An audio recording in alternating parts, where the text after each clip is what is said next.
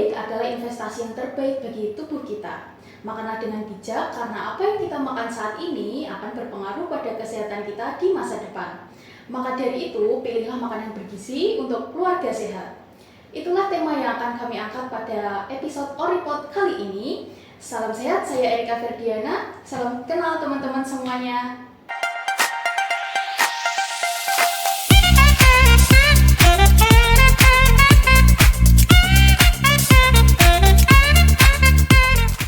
Assalamualaikum warahmatullahi wabarakatuh. Kembali lagi di Oripod, obrolan ringan podcast bersama saya Erika Ferdiana.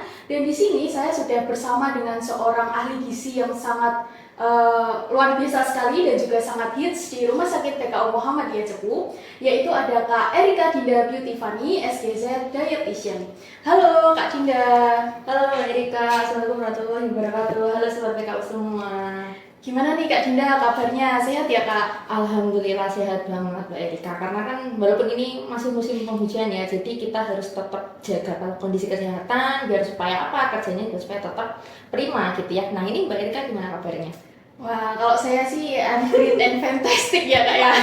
Ini memang terlihat aura-aura fantastiknya ya, karena biar siap berarti untuk Oripod. Oh iya dong Kak, hari ini nih sangat semangat banget nih karena hari ini ketemu dengan Kak Dinda dan juga menyapa teman-teman Oripod yang ada di rumah semuanya. Dan juga topik pada hari ini tuh sangat menarik banget nih Kak, yaitu mengenai makanan viral di media sosial, dimana topik ini tuh sangat relate banget nih sama anak-anak muda di zaman sekarang ini gitu. Nah, tapi sebelumnya hari ini pada tanggal 25 Januari tahun 2025 merupakan Hari Gizi Nasional yang ke-65, di mana mengangkat tema Pilih Makanan Bergizi untuk Keluarga Sehat.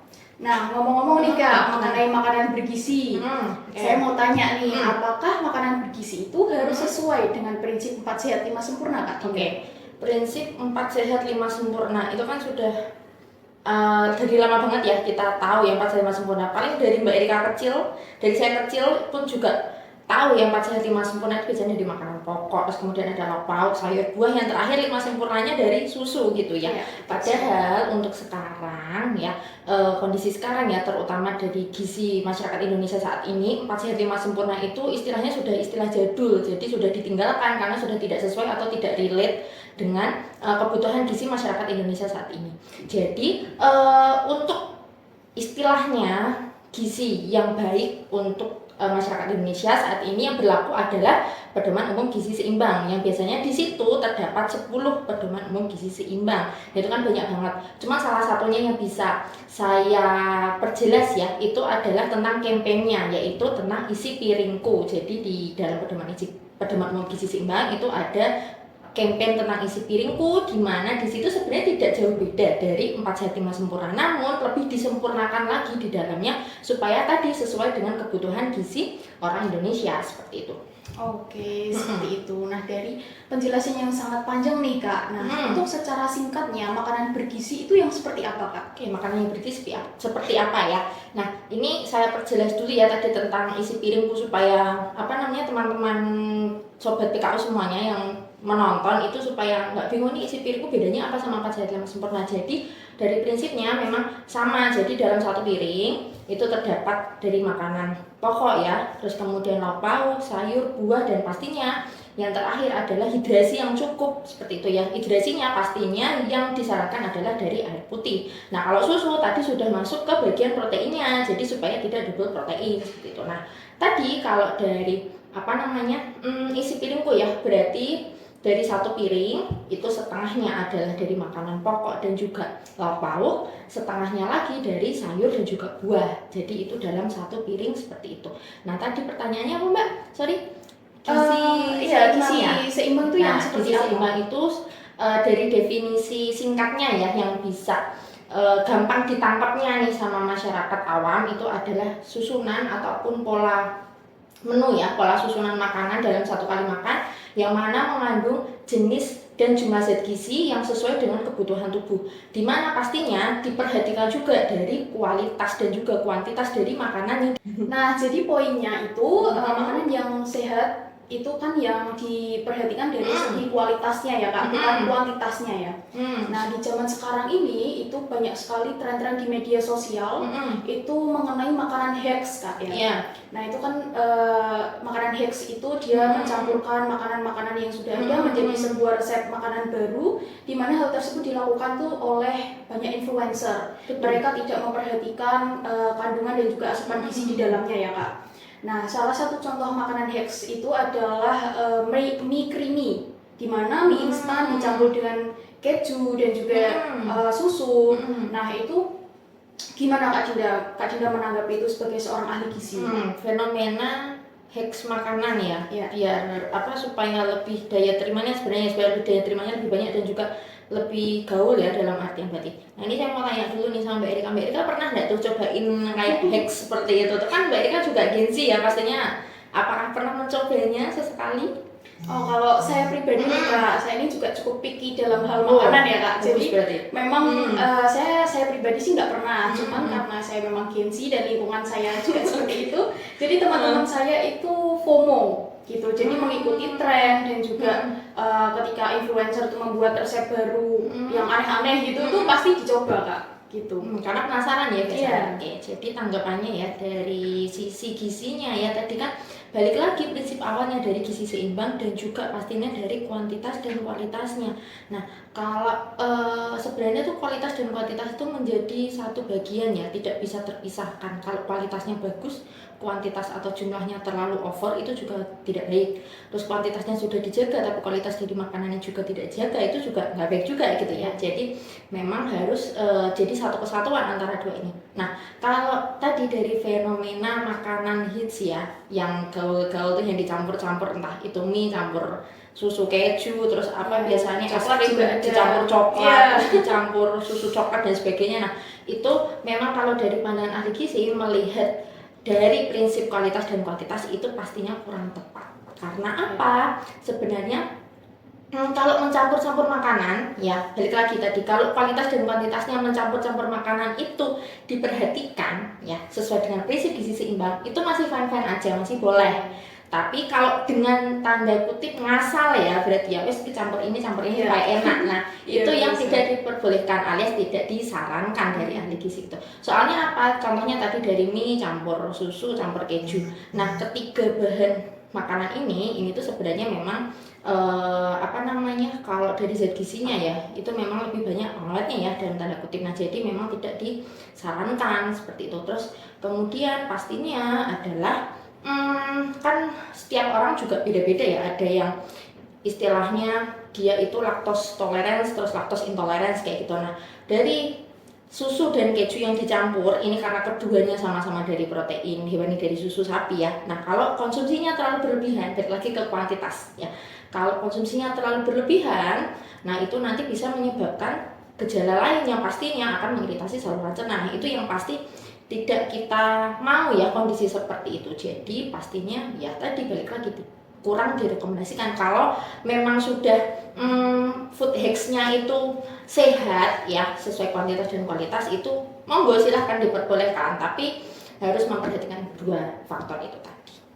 Oke, jadi gini ya Kak, untuk makanan yang sehat tuh real food ya Kak? Benar, nah ya tadi, jadi kalau dari makanan itu kan sekarang ada juga istilahnya real food itu apa, nah kayak gitu itu malah lebih dianjurkan memang daripada tadi kalau yang mie terus kemudian keju, susu itu kan memang lebih ke banyak bahan pengawetnya ya seperti itu, jadi itu memang kurang direkomendasikan. Lebih bagusnya nih dari ahli gizi pastinya lebih sering makan makanan yang real food ya teman-teman. Oke. Nah tapi nih Kak, di zaman sekarang ini ada masalah nih mengenai real food, apalagi untuk para pekerja, kemudian mahasiswa maupun orang-orang yang memiliki aktivitas yang tinggi, itu mereka cenderung tidak sempat atau tidak punya waktu untuk memasak real food ya. Jadi tidak punya waktu untuk memasak masakan yang sekompleks itu. Nah banyak dari mereka itu yang memilih makanan instan yang bisa kita temui di minimarket, kemudian di marketplace, di media sosial. Nah seperti itu. Kemudian Kak Dinda nih untuk tanggapannya seperti apa Kak untuk hal tersebut? Berarti tadi ya dari real food versus itu ya makanan cepat saji ya, Iya, dalam betul artian. sekali. Nah, biasanya kalau dalam istilah gizi ya atau istilah kesehatan kita mengenalnya itu ultra processed food atau makan makanan yang memang dalam pengolahannya itu sudah diolah dalam tanda kutip itu proses industrial ya, yang dimana di situ pastinya banyak bahan tambahan makanan yang tujuannya satu supaya tadi lebih cepat diperoleh ya, mudah diaksesnya, terus yang kedua lebih cepat untuk disajikan, yang ketiga supaya lebih tahan lama gitu. Itu namanya ultra processed food. Nah, untuk itu pastinya dari ultra processed food versus real food ya saya lebih menyarankan pastinya real food gitu ya, apalagi kalau untuk biasanya itu individu ya yang sudah mempunyai penyakit degeneratif, contohnya pastinya kayak mungkin diabetes mellitus atau gulanya tinggi, kadar gula tinggi, kemudian tensinya tinggi, ataupun punya semisal kayak asam urat dan sebagainya ya, dislipidemia, nah terus penyakit jantung koroner itu memang lebih dibatasi lagi. Jadi kita yang orang sehat aja sudah harus dipilih-pilih ya, dibatasi, apalagi yang sudah punya penyakit degeneratif pasti harus lebih dibatasi lagi untuk konsumsi ultra processed food. Nah, oleh karena itu di real foodnya tadi kalau untuk pengen konsumsi real food, apalagi tadi ya pekerja terus biasanya mahasiswa itu kan susah tuh Betul pengen sekali. real food, terus masaknya ribet karena kalau ayam harus direbus dulu lah, diungkep dan sebagainya, terus kalau ikan juga sama ya prosesnya kayak gitu. Nah itu kan lebih susah. Nah untuk sekarang mungkin bisa lebih gampang lagi, biasanya itu kayak di ini Mbak, kan sekarang kan ada tuh buka apa namanya warung tuh ya, warteg kayak gitulah ya, yang warung-warung sayur kayak gitu ya. Nah itu kan juga mereka kan pakainya kan dari real food ya, dalam artian mereka kan jarang banget pakai ultra processed foodnya ya, makanan kaleng terus makanan berpengawet kan itu jarang. Nah itu kalau memang bisa diperoleh ya, beli dari yang warung seperti itu sih masih istilahnya ya monggo silahkan, yang penting tadi pastinya diperhatikan juga dari zat gizinya. Jadi kalau memang makanannya terlalu asin ataupun makanannya terlalu manis olahannya ya, nah itu juga harus dikendalikan tadi konsumsinya seperti itu. Oke. Nah, kemudian untuk rekomendasi real food yang mudah itu seperti apa Kak? Oh iya, oke. Rekomendasi real food yang mudah, yang masaknya nggak ribet ya, Iya, yang betul sekali. tidak banyak step-stepnya gitu. Terus bisa apa namanya, bisa langsung dimakan dan enak gitu ya. Jadi kalau untuk rekomendasi real food yang paling gampang dan itu di dalamnya itu sudah banyak banget zat gizinya ya, dalam artian kompleks ya zat gizinya. Nah itu pasti yang paling gampang sih biasanya saya saranin ini